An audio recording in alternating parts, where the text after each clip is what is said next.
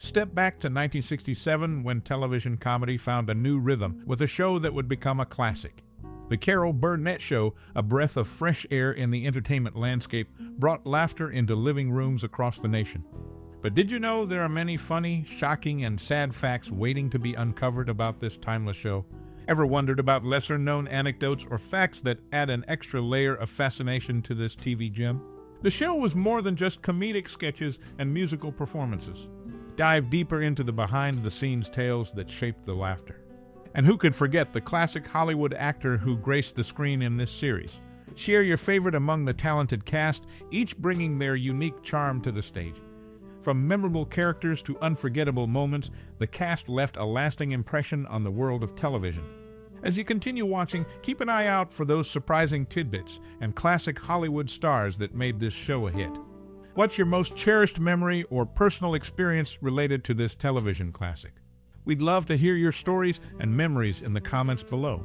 Get ready for a journey filled with humor, nostalgia, and unexpected revelations about the Carol Burnett Show.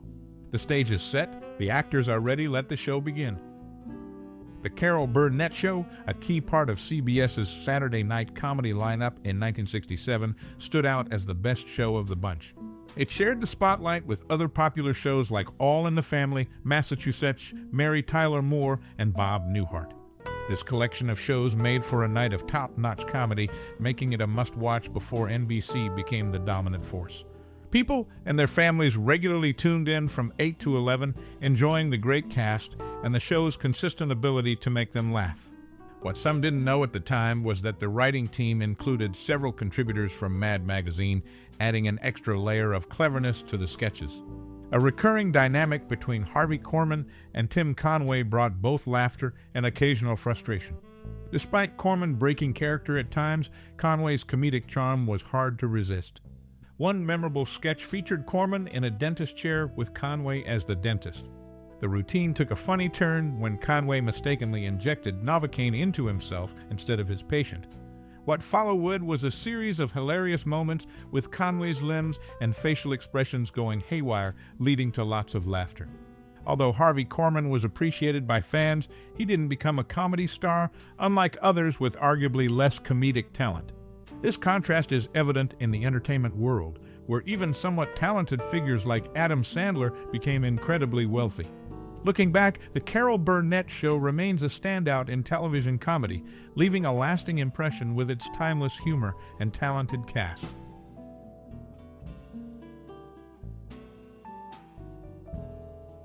The Carol Burnett Show had a big change after its 10th season when Harvey Korman briefly appeared in the last episode, then left the show, leaving a gap in the cast.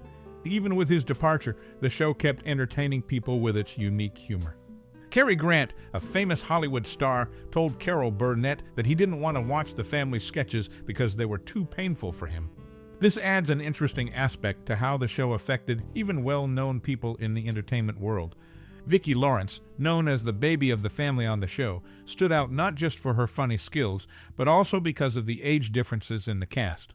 She was 21 years younger than Harvey Korman, 16 years younger than both Carol Burnett and Tim Conway, and 14 years younger than Lyle Waggoner. Lawrence brought a youthful energy to the group.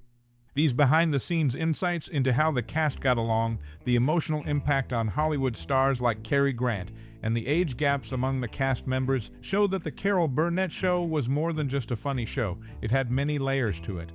The distinctive print dress worn by Carol Burnett as Eunice in the family sketches had an interesting backstory. Originating from the 1930s, costume designer Bob Mackie stumbled upon it in a thrift shop. Originally a long, sleeveless evening dress, Mackie gave it a Tennessee Williams-inspired style, adding a unique capelet top detail using surplus fabric. Despite being fragile and patched from the inside, Burnett held onto the original dress for superstition, even after Mackie replicated it with a similar fabric. The show found its home at CBS Studio 33 in Television City, now the Bob Barker Studio. This studio witnessed the creation of numerous laughs and memorable moments, becoming a part of television history. Jim Nabors became a recurring guest on each season's first show, serving as Burnett's good luck charm. Nabors' presence marked the beginning of each season with familiarity and positivity. In the 10th season, Harvey Korman's departure left a void in the cast. Despite this, the Carol Burnett Show continued to deliver its unique brand of humor. Cary Grant, a Hollywood legend, expressed finding the family sketches too painful to watch, revealing the emotional impact the show had on even well-known figures. Vicki Lawrence, the youngest in the cast, brought youthful energy and highlighted age differences within the ensemble. With a 21-year gap with Korman, 16 years with Burnett and Conway, and 14 years with Waggoner, Lawrence's presence added an interesting dynamic to the group. These behind-the-scenes insights reveal that the show was more than just a comedic spectacle. It had layers of emotion, superstition, and unexpected impacts on both the cast and viewers alike. Its influence extended beyond the screen, leaving a lasting impression on the world of television. The ensemble cast of the Carol Burnett Show, including Carol Burnett, Harvey Korman, Vicki Lawrence, and Tim Conway, earned multiple Emmy nominations, with each member clinching at least one win. Their comedic prowess also earned them Golden Globe nominations, solidifying their status as key contributors to the show's success. Carol Burnett and Vicki Lawrence remained steadfast as the only series regulars throughout the show's entire run, providing a consistent anchor to the program. Vicki Lawrence's journey to the show began with a fan letter she wrote to Carol Burnett while still in high school. Carol's timely response, attending a contest where Vicki was participating, and their subsequent conversation marked the beginning of a mentor-protege relationship.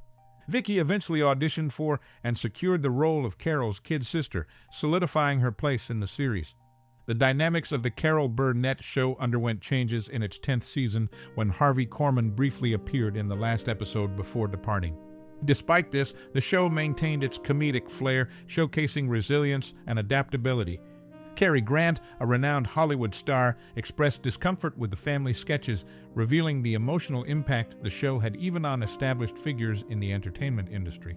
Vicki Lawrence, the youngest in the cast, not only brought youthful energy, but also highlighted significant age differences within the ensemble. With a 21-year gap with Korman, 16 years with Burnett and Conway, and 14 years with Waggoner, Lawrence's presence added an intriguing dynamic to the group. The distinctive print dress worn by Carol Burnett as Eunice in the family sketches had an interesting backstory. Costume designer Bob Mackie stumbled upon it in a thrift shop, turning it into a Tennessee Williams-inspired attire. Despite its fragility, Burnett held onto the original dress for superstition, a unique aspect that added a layer to the show's behind-the-scenes history. The Carol Burnett Show's impact extended beyond the screen, influencing both the cast and viewers alike.